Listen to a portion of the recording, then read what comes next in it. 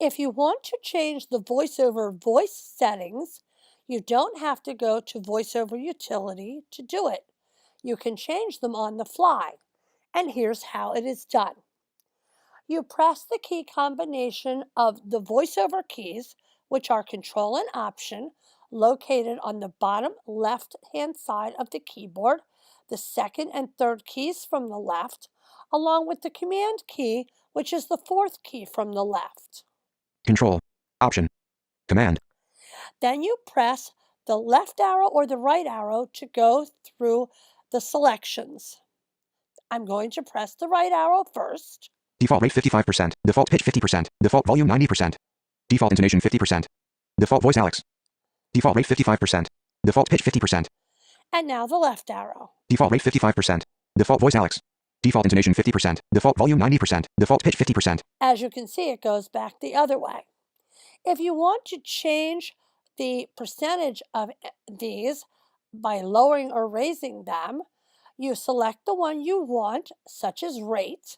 Default rate 55%. And to increase the rate, you press the up arrow. 60%, 65%, 70%, 75%, 80%, 85%. And to decrease the rate, you press the down arrow. Default rate 80%, 75%, 70%, 65%, 60%, 55%, 50%. The same holds true for default voice Alex. Default intonation 50%. Intonation. Default volume 90%. Volume. Default pitch 50%. Volume. Default rate 50%. And intonation. Default pitch 50%. And pitch. Default rate 50%. Default voice Alex. When you get to the voices, if you'd like to change the voice, you press the down arrow. Victoria. Bruce. Fred. Kathy. Vicky. This takes you through a list of the available voices. Vicky. Kathy. Fred. I think I'll change it to Fred. And while I'm at it, Default rate 50%. I think I'll change Fred's rate so he's talking a bit faster.